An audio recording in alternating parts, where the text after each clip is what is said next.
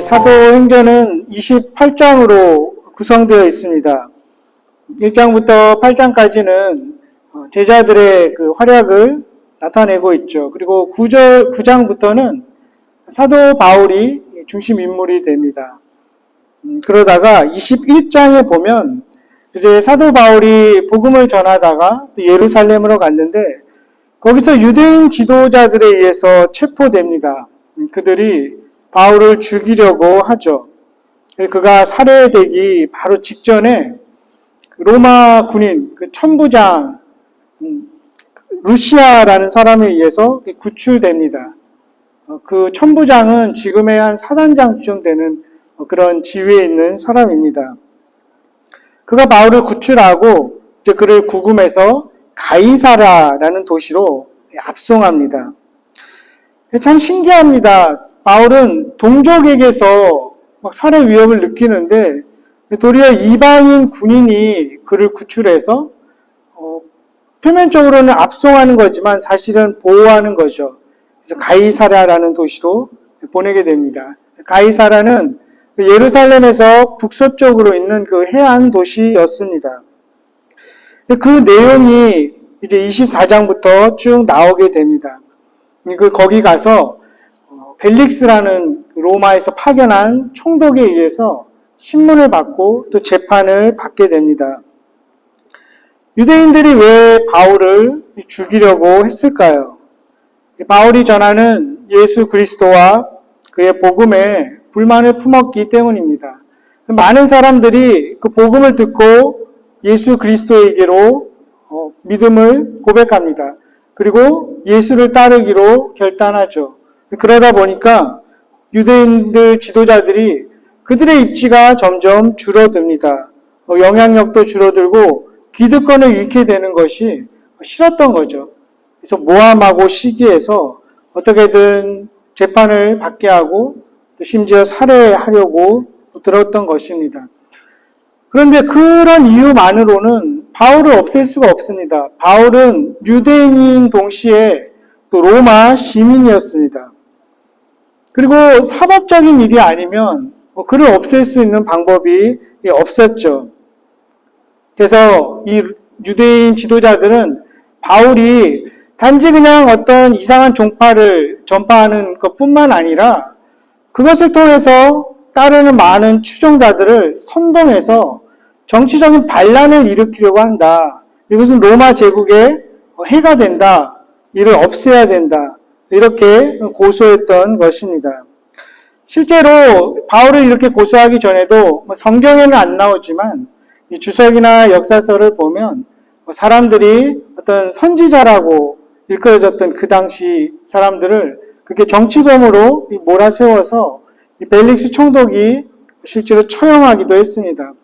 그것을 잘 알고 있었기 때문에 바울도 그렇게 정치범으로 몰아서 로마 제국의 공권력을 이용해서 제거해야겠다. 즉 음모를 꾸민 것이죠. 근데 이 한 가지 재미난 게 뭐냐면 로마 총독들은 부임하면 다 가이사라에 살았습니다. 예루살렘이 그 정치의 중심인데 총독들이 예루살렘을 싫어했던 거죠. 예루살렘은 사람들의 왕래가 참 많았습니다. 그래서 항상 먼지가 풀풀 나죠. 그리고 무엇보다도 그 성전에서 매일 제사를 드립니다. 어떤 제사를 드립니까? 동물 제사를 드립니다. 매일 동물 울음소리가 나고 피 비린내가 나고 그것을 태우다 보니까 노린내가 나고 하루 종일 그 흐름이 도시 전체에 가득합니다. 좋아할 리가 없죠. 그래서 로마에서 파견된 총독들은 가이사랴, 아름다운 해변 도시 가이사랴에 살면서 일이 있을 때만 예루살렘에 가게 됩니다. 사도 바울이 그 벨릭스 앞에서 이제 막 변론을 합니다. 벨릭스가 그 변론을 듣고 이 사람은 죄가 없다 이렇게 판단을 하죠. 그리고 그를 다시 구금시킵니다. 사실은 근데 보면 자유롭게 그냥 놔둡니다. 말이 구금인데 사람들이 왕래도 하고 그가 자유롭게 활동할 수 있도록 어떻게 보면 보호받고 있는 것이죠. 그러다가 2년의 세월이 그냥 그렇게 흘러갑니다. 그리고 벨릭스 이후에 부임되는 사람이 바로 오늘 본문에 나오는 베스도라는 총독입니다. 근데 25장 1절에 보니까 이 사람이 부임한 후에 3일째 되던 날에 오자마자 가이사랴에 있었던 거죠. 예루살렘에 안 가고 3일째 되는 날에 예루살렘을 방문한 기록이 나오죠. 그리고 그곳에서 유대인 지도자들을 다시 만납니다. 그 유대인 지도자들이 이 새로운 그 베스도 총독에게 바울을 다시 고소합니다. 이 사람이 이단 종파를 전파한다. 세력을 모아서 정치적인 선동을 한다. 이렇게 다시 고소하게 됩니다. 그 이후로 바울은 다시 베스도 총독 앞에 서게 됩니다. 그런데 이 베스도 앞에 서서 바울은 변호사도 없이 그냥 혼자 변호를 해야 했습니다. 예전에 벨릭스 앞에 섰을 때는 유대인들이 그를 고소할 때 더들로라고 하는 굉장히 탁월한 그 달변가를 변호사로 선임해서 바울을 고소합니다. 그 내용이 24장 전에 쭉 나오는데 그것과는 대조적이죠. 바울은 그 변호사도 없이 그냥 스스로 변론을 해야 됩니다. 여러 번 재판을 받게 됩니다. 그런데 그가 항상 변론했던 핵심은 3가지입니다. 첫째로는 나는 내 동족인 유대인들이 그렇게 모함하는 것처럼 이단 종파를 퍼뜨리는 것이 아니다. 나도 구약을 잘 알고 저들처럼 율법을 잘 지킨다. 그리고 그 구약의 선지자들이 예언한 메시아가 바로 예수다. 이렇게 말하는 거죠. 나는 진실된 유대인이라는 것입니다. 두 번째로는 나는 한 번도 정치적인 선동을 한 적이 없다. 로마의 평화를 깨뜨린 적이 없다. 그는 유대인이면서 나는 충성된 로마 시민이다. 이렇게 얘기를 하죠. 세 번째로는 구약의 선지자들이 예언하던 그 예수 그리스도를 나는 만났다. 내가 다메섹으로 가다가 그를 만났다. 그는 살아 계신다. 나는 신실한 그리스도인이다. 이렇게 3가지를 늘 변론합니다. 우리의 정체성도 이와 같지 않을까 싶습니다. 우리는 이 땅에서 어쨌든 한국인으로 살아가죠. 또한 이 캐나다에 와서는 누군가는 시민권자로, 누군가는 영주권자로, 또 누군가는 또 유학생으로 법과 질서를 잘 지키면서 캐나다에서 살아갑니다. 그리고 3번째로 우리는 신실한 그리스도인으로 살아가는 것이죠. 지금 바울의 형편이 이렇게 죄수의 신분으로 쇠사슬에 묶여 있는데 그가 원하던 바는 아니었습니다. 사실은 이것은 예수님이 예언하시던 그 말씀입니다. 마태복음 10장이나 마가복음 13장에 보면 예수님이 제자들에게 분명히 말씀하십니다. 너희가 나 때문에 또 복음을 전파하다가 총독들 앞에 또 임금들 앞에 분명히 서게 될 것이다. 그 말씀이 이루어진 것이죠. 그래서 바울 역시 복음을 전하다가 벨릭스 앞에 또 베스도 앞에 또 지금 이 베스도와 함께 있는 아그리빠라는 왕과 함께 그리고 보면 많은 천부장들 또 많은 지위가 높은 사람들 앞에 서서 본의 아니게 복음을 전하게 되는 것입니다. 사실 이 일이 하나님의 섭리 안에 있는 것이죠. 얼핏 보기에 이 사건의 발단이 그저 유대인들의 그 무지, 불신, 교회에 대한 적개심, 시기로 인해서 이루어진 것 같지만 하나님의 보이지 않는 그 손이 늘 역사하고 계시는 것이죠. 사람들은 늘 스스로 어떤 일을 만들어 갑니다. 무엇인가를 꾸미고 역사를 만들어 가는 것 같지만 늘 역사를 주관하시는 분은 하나님이심을 우리가 알게 되죠. 이 역사는 인간의 일인 동시에 또 하나님의 수단입니다. 바울이 이렇게 죄수의 신분이 아니었다면 그가 그냥 평범한 서민으로서 어떻게 그 높은 많은 사람들 앞에서 복음을 증거할 수 있었을까요? 누군가는 그 복음을 방해하려고 이렇게 만들었지만 이 일을 통해서 그 복음은 더 효율적으로 더 빠르고 강력하게 전파되었던 것이죠. 하나님이 하시는 일을 누가 막을 수 있겠습니까?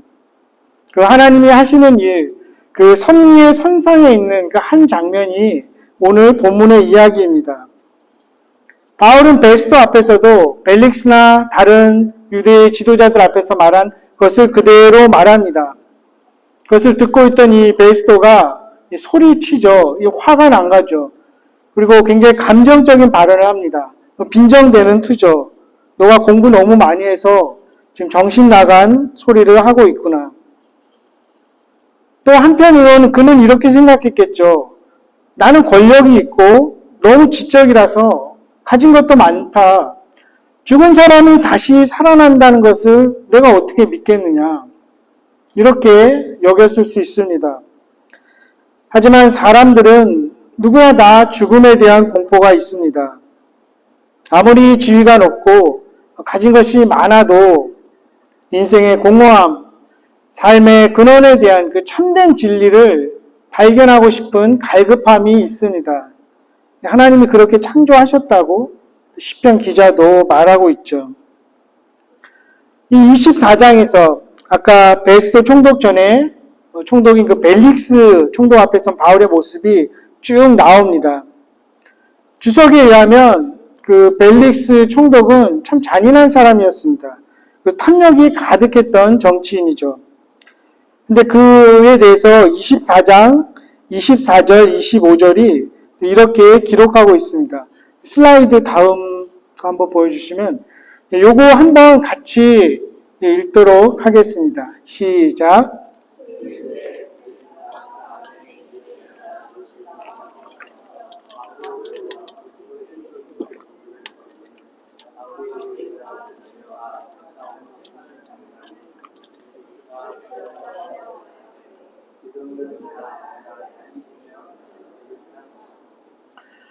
그 바울의 그 변론을 들었는데 그냥 보낼 수 없는 거죠.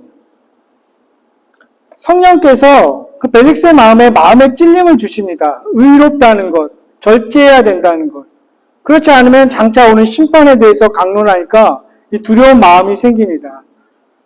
그리고 그의 아내 유대 여자 드루실라도 나도 좀 들어봐야겠다. 그래서 다시 듣게 됩니다. 그 이후로도 보면 여러 번 바울을 불러서 이야기를 듣게 됩니다. 그런데 안타깝게도 벨릭스는 믿음에 이르지 못합니다. 예전에 베드로가 예루살렘에서 막 설교했을 때 많은 사람들이 찔림을 받고 그럼 우리가 어떻게 해야 됩니까? 할 때 예수를 믿으라고 말했을 때 많은 사람들이 따랐던 것과는 전혀 다른 모습이죠. 도리어 더 안타까운 것은 이후에 보면 이 벨릭스는 바울이 가지고 온 구제 헌금, 돈에 더 관심을 가집니다. 그래서 쭉 읽어보면 좀 돈을 받을 수 있을까? 그 궁리만 하게 되죠. 이후에 벨릭스에 대한 이야기는 더 이상 나오지 않습니다. 그의 생애가 어떻게 끝났을까? 그와 같이 있던 그 유대 여자 드루실라는 후에 어떻게 되었을까? 좀 궁금해지기도 합니다. 그런데 오늘 본문의 이 베스도 총독도 새로 부임한 총독도 별반 다르지 않게 반응하죠. 도리어 더 감정적으로 반응합니다. 너가 미쳤구나. 복음을 전하다 보면 이런 소리를 듣게 됩니다. 요한복음 10장에 의하면 예수님도 미친 사람 취급을 당했습니다. 우리의 주님이신 예수님이 그런 수치를 당하셨다면 우리는 어떻겠습니까? 우리라고 그러지 말라는 법이 없겠죠. 또 마땅히 받을 때도 있을 것입니다.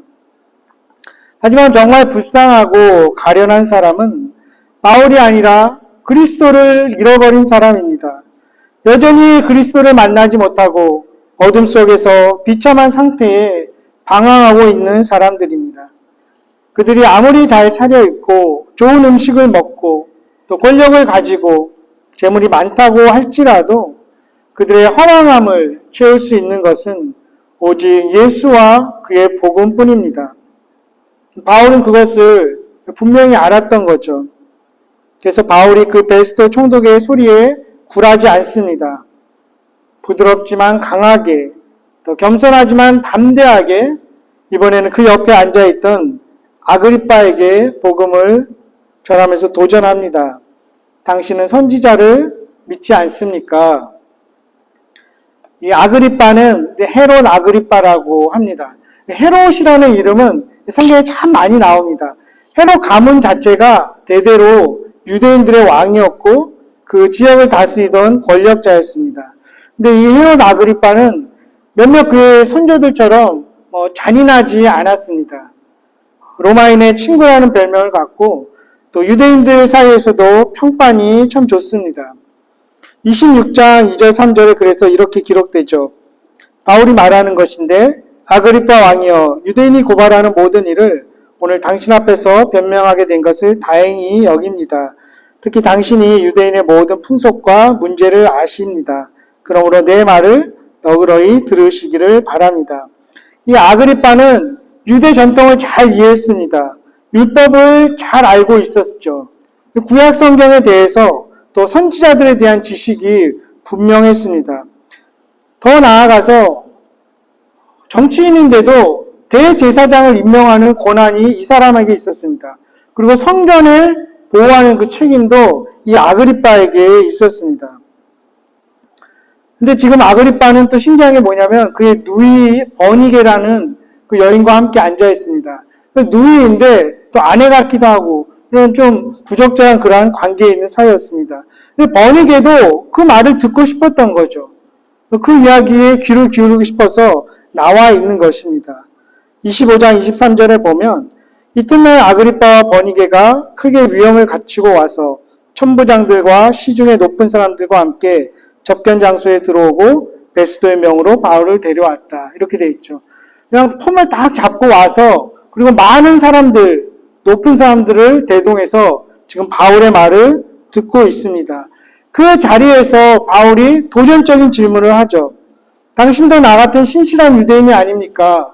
당신도 예언자들을 믿지 않습니까? 이렇게 도전합니다. 아그리빠가 어떻게 대답해야 할까요? 난처할 수도 있습니다. 만약 나는 믿지 않는다, 선지자 믿지 않는다 이렇게 대답한다면 아마 유대인들의 인기를 잃을 수 있을 것입니다. 그 정치적인 기반을 잃을 수 있죠. 유대인들은 그를 우리를 잘 알고 선지자들을 잘 아는 사람으로 여겼는데 그렇지 않다는 말인가?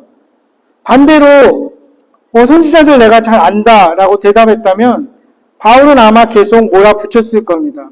그 선지자들이 예언하던 그 메시아가 예수입니다. 그리고 그 예수에 대한 이야기를 당신도 알고 있습니다. 그런데 부활을 믿지 않습니까? 그런데 왜 예수를 믿지 않습니까? 이렇게 몰아붙일 수 있었죠. 난처한 아그리빠는 그냥 다른 대답을 하죠. 너가 지금 짧은 시간에 적은 말로 나를 그리스도인이 되게 하냐? 다른 표현으로 몰라 시끄러 쓸데없는 소리 하지 마. 이런 식으로 피해가는 것입니다. 그도 정치적인 계산만 하고 있죠. 자신의 죄를 인정하고 하나님께 용서를 구하고 예수님을 따르기에는 자신의 자아가 너무 큰 거죠. 자존심이 너무 센 것이죠. 자기의 그 위치가 너무 높다고 생각하는 것입니다. 그런데 베스도나 아그리빠나 그들의 그 자존심, 그 교만, 그 권력이 사실은 그들을 심판에 이르게 합니다. 나는 지위가 너무 높아서, 나는 너무 지적이어서, 나는 좋은 일을 많이 했기 때문에 너희들의 말을 들을 필요가 없다. 그러한 변명, 그러한 교만이 마침내 영원한 죽음으로 그들을 이끌고 가게 됩니다. 우리가 사는 오늘 이 시대에는 진리가 참 상대적입니다. 그래서 중립적으로 그냥 말하는 것이 미덕일 때가 있습니다. 복음에 대해서 단순하고 정직하게 말하기가 쉽지 않습니다. 그럴 때라도 우리가 만약에 복음을 전해야 할 때라면 우리가 어떻게 해야 할까요? 겸손하고 하지만 담대하게, 부드럽지만 또 강하게 전할 수는 없을까 싶은 거죠. 사도 바울이 그냥 이렇게 마무리 짓죠. 말이 적으나 많지 않으나 당신뿐만 아니라 오늘 내 말을 듣는 모든 사람도 다 이렇게 내가 결박된 것 외에는 나와 같이 되기를 하나님께 원합니다. 단순하게 그가 믿는 그 가치와 신념을 그대로 가감없이 이야기합니다. 어려움이 있고 두려움이 있지만 담대하게 그렇게 말하는 것이죠. 그 후의 일은 이제 성령께서 하십니다. 제가 아는 한 교수님하고 한 권사님이 이 두 분의 스토리가 참 비슷한 스토리입니다. 그래서 제가 수십 년 동안 잊지 않고 기억하는데, 이 한 교수님, 한국에 제가 알던 교수님이었는데, 대학교 때 친구가 예수님에 대해서 이야기를 이 교수님에게 했습니다. 그때는 대학생이었죠. 소위 한국에서 인류대학이라는 학교를 다니던 분이었는데, 그 얘기를 듣고 그냥 씩 웃고 집에 갔다 그럽니다. 말도 안 되는 소리 한다고 생각을 했다고 해요. 그렇겠죠. 이 한 권사님은 제가 캐나다 처음 와서 만난 권사님인데, 이분도 참 반듯하게 또 남부럽지 않게 부유하게 사시는 권사님이었어요. 친구가 예수님에 대해서 이야기를 했습니다. 그냥 피식 웃고 알았다 그러고 집으로 그냥 돌아갔습니다.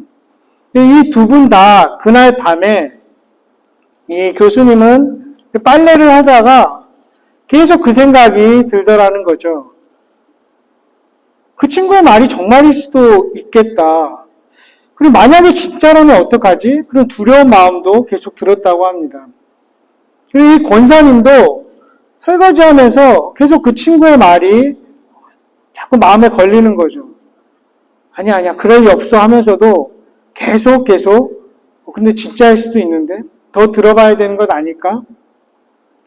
결국 이 교수님은 신학교 교수님 되셨어요, 나중에. 그리고 이 권사님도 나중에 권사님이 되셔서 참 좋은 일들, 교회를 잘 섬기고 훌륭한 신앙의 그런 선배님이 되셨습니다.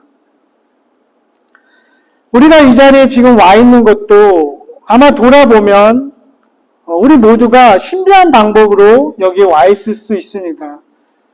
물론 사람마다 틀릴 수 있을 것입니다. 누군가는 어떤 드라마틱하고 신비스러운 그런 체험을 통해서 주님께 나왔을 수도 있고, 또 누군가는 오랜 시간 어떤 변증적인 참 논리적인 그런 시간들을 거치면서 회심이 일어났을 수도 있습니다. 우리는 그저 단순하게 우리가 해야 될 바를 하고 전해야 될 바를 전하고 우리의 가족을 위해서 또 친구와 이웃을 위해서 기도하는 것이죠.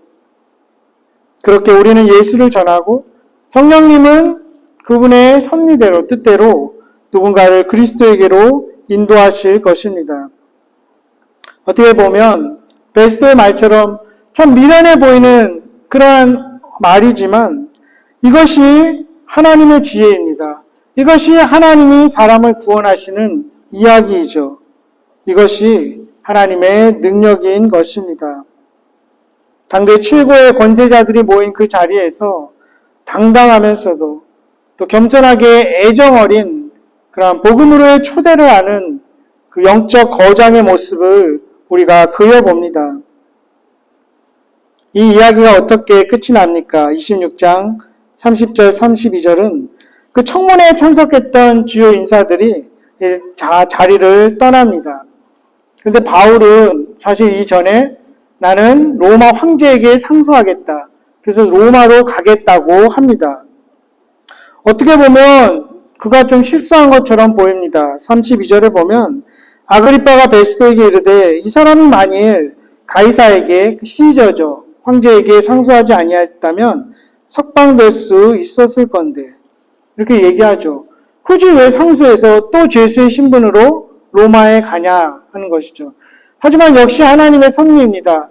만약에 상소하지 않고 바울이 풀려났다면 아마 집에 가다가 살해됐을 수도 있습니다. 유대인들에 의해서. 하지만 이로 인해서 로마 군인의 보호를 받으면서 결국 사도 바울은 로마까지 가게 됩니다. 그 이야기, 로마로 가는 이야기가 이후에 사도행전 27장, 28장의 이야기죠. 물론 황제 앞에 선 그런 모습은 사도행전에 나타나지 않지만 이것이 다 하나님의 섭리인 것이죠.